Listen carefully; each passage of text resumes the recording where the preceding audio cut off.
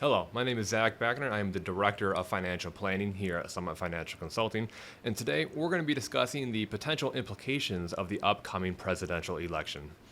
In our recent market commentaries, we have addressed potential implications and the results of the upcoming election. You can read more about those on our website if you are interested. This video is going to take a little bit of a deeper dive and discuss the analysis that we went through. Of course, historical results do not indicate any type of future performance, and every election may have its own unique outcome and follow-through implications.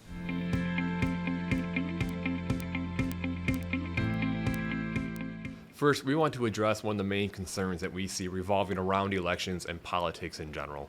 This topic can be very emotional for some, and it can cause some investors to make very irrational decisions. For example, a die-hard voter whose party ends up winning the election may be overfilled with optimism and joy and may decide to increase risk inside of their accounts, hoping for the best for the next 4 years. However, if we get some volatility, this could kind of derail their financial plan and lead to more losses than they would have incurred if they had followed their current track. Now, we don't know exactly what's going to happen, but increasing risk up and above your standard risk tolerance does subject you to additional stress and potentially even more emotions than you would have had with your consistent and ongoing financial plan. Now, the other side of this is definitely true as well. If the party that you're voting for does not win the election, you may be very pessimistic or upset about the next 4 years, and you may decide to reduce risk or sell some of your investments to try to hedge against the uncertainty moving forward. And if the market actually does well over that period of time, you may miss out on gains and performance that would have been achieved had you stayed aligned with your initial investments and your original financial plan. This is why we believe it's always important to follow your risk tolerance accordingly and to not make emotional decisions around these potential catalysts or large economic events.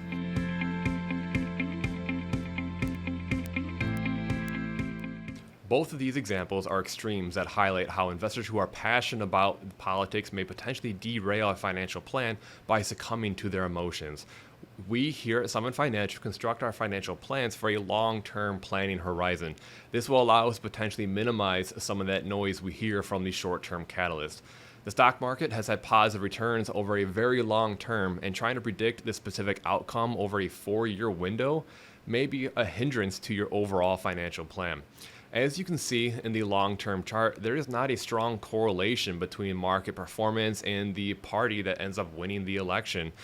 Whether it's Democrat or Republican, we do not know exactly how the next 4 years will play out, and history is not much of a guide on that.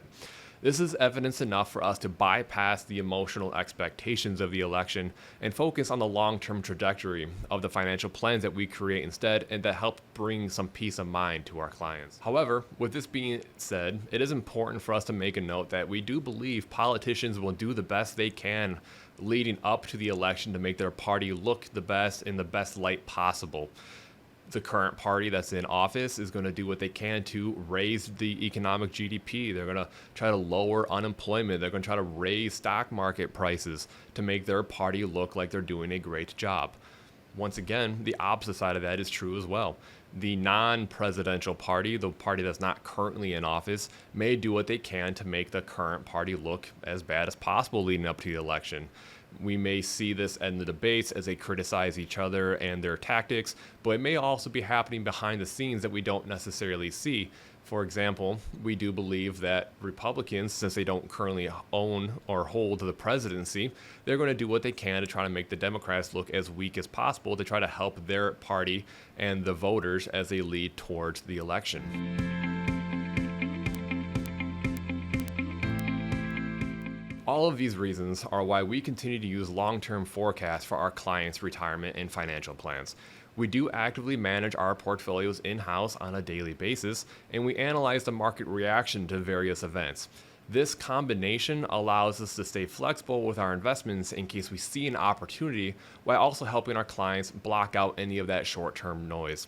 Politics can be a very emotional topic for some investors, and we do our best to try to help manage those emotions accordingly, especially as it relates to financial decisions that may impact your long-term financial plan. We want to make sure our clients are informed and are thinking rationally before we act on any type of decision. Once again, my name is Zach from Summit Financial. I want to thank you for taking the time today to watch this video. If you could, please like and subscribe below to help you stay up to date on our upcoming videos and releases. We'll catch you next time. Summit Financial, Working with people you trust.